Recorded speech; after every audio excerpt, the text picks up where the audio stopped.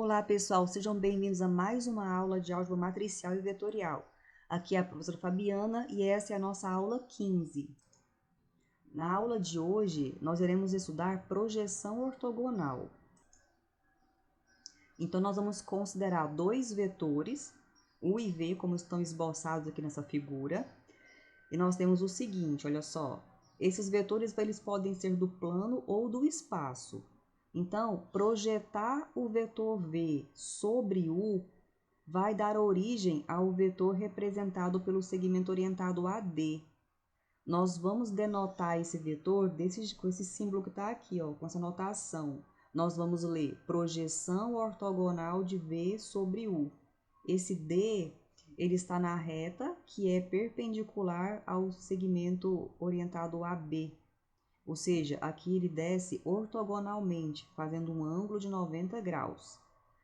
Nós vamos desenvolver aqui a teoria para a gente encontrar uma forma de escrever essa projeção ortogonal de U sobre V, de V sobre U, em função das coordenadas de U e V, certo? Nós podemos observar que aqui existe um ângulo, né, entre U e V, ele vai ser usado para fazer essa dedução. Mas uma coisa importante que nós devemos observar aqui é o seguinte: ao projetar o vetor V sobre U, a gente vai ter, então, esse vetor representado por AD, e ele é paralelo ao vetor U, que é esse vetor maior que está aqui. Por serem paralelos, então, quer dizer que eles têm a mesma direção, né? Então, é o seguinte, nós vamos utilizar o versor de U para garantir essa direção. O versor de U, como nós já estudamos na aula passada, ele é dado por U sobre norma de U. Simplesmente, ele é um vetor de comprimento 1. Então, a norma desse vetor aqui é 1. Ele é unitário, norma 1. Então, se a gente pegar esse vetor aqui de norma 1 e multiplicar por K, o resultado obtido vai ser um vetor de norma K. Se multiplicar por A, o resultado obtido é um vetor de norma A.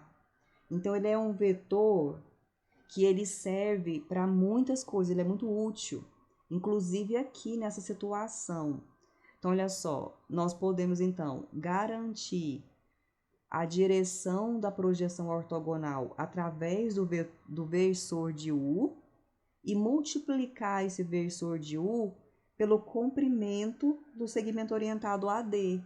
Aí, com certeza, você vai ter uma fórmula para a projeção ortogonal de V sobre U. Esse comprimento aqui, a gente consegue deduzir através da lei dos cossenos nesse triângulo. Então, olha só, pela lei dos cossenos no triângulo ACD, nós vamos ter o cosseno desse ângulo θ, cosseno de θ, é igual o cateto adjacente, que é a medida do AD, que é exatamente quem a gente quer. Então, vou colocar assim, norma de AD, dividido pela hipotenusa. A hipotenusa é exatamente esse segmento azul, que é a norma de V. Então, dividido pela norma de V. Então, multiplicando esse versor... não terminei ainda, né? Vamos isolar aqui a norma de AD para a gente descobrir qual é esse comprimento. Então, vai ficar norma de AD é igual norma de V vezes cosseno de θ. Então, olha só, a gente já tem agora uma forma de escrever o comprimento do AD, que é norma de V cosseno de θ. Agora, por outro lado, esse cosseno de θ, a gente consegue escrevê-lo também usando as teorias anteriores. Nós vimos na aula passada uma fórmula que é o seguinte: cosseno de θ é U escalar V dividido por norma de U vezes norma de V. Então, nós podemos também usar essa equação para substituir aqui nesse cosseno. Bom, então vamos ver como vai ficar, olha só. A projeção de V em U é a norma do AD vezes o versor, para garantir a direção. Por sua vez, a norma do AD vai sair da equaçãozinha do cosseno, lá no triângulo retângulo. Vamos isolar o AD e vai ficar norma de V cosseno de θ. A gente vai substituir aqui, ó. Então, vamos ver como vai ficar, olha só. Substituindo, ó, norma de V cosseno de θ vezes o versor. Essa parte aqui, esse denominador, a gente vai agrupar junto com essa norma de V e deixou também esse vetor U tudo agrupado. Deixou só o cosseno separado, porque o cosseno de θ nós vamos utilizar a equação. Então, olha só, substituindo aqui, nós vamos ter o seguinte, ó. Essa norma de V vai simplificar com essa norma de V que está aqui em cima. Esse norma de U vezes norma de U é esse norma de U ao quadrado que a gente escreveu aqui. Então, nós vamos ficar, esse U, quer dizer, esse V escalar U, a gente não pode mexer nessa expressão, porque isso aqui é um cálculo, é uma função. Então, ele vai se manter, ó, tá aqui embaixo. E vai ficar ainda esse vetor U multiplicando. Então, ao simplificar tudo, a gente vai ficar dessa forma. V escalar U, norma de U ao quadrado vezes U. Nós vimos lá atrás, em algum momento, que a norma de U ao quadrado é o mesmo que U escalar U. Então, a gente substituiu aqui, ó, para a expressão ficar mais interessante. Então, olha só. A projeção de V em U vai ser calculada da seguinte forma. V escalar U dividido por U escalar U vezes o vetor U. E essa fórmula aqui nos dará o vetor projeção de V em U. Note que o V só apareceu uma vez na fórmula. V é o vetor que foi projetado. V foi projetado em U. Então, isso aqui te ajuda a memorizar a fórmula. Olha só, o vetor que foi projetado aparece uma vez só. Depois, no restante da fórmula, só tem o vetor U. Então, aqui nós escrevemos essa definição. Então, a projeção de V em U é dado por V escalar U dividido por U escalar U vezes o vetor U. E, como exemplo, vamos calcular a projeção ortogonal do vetor V de coordenadas 2, 3, sobre o vetor U de coordenadas 4, 1. Então, nós temos o seguinte, ó.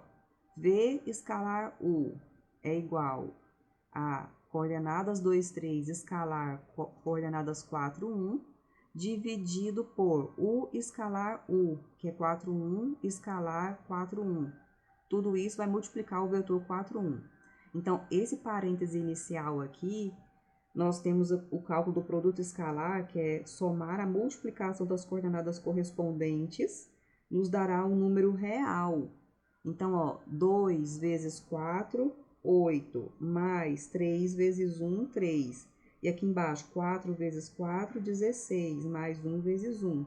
Então, ficou, ó, 11 sobre 17. Ficou uma fração que multiplica o vetor de coordenadas 4, 1. Esse escalar que multiplica o vetor, ele multiplica todas as coordenadas do vetor.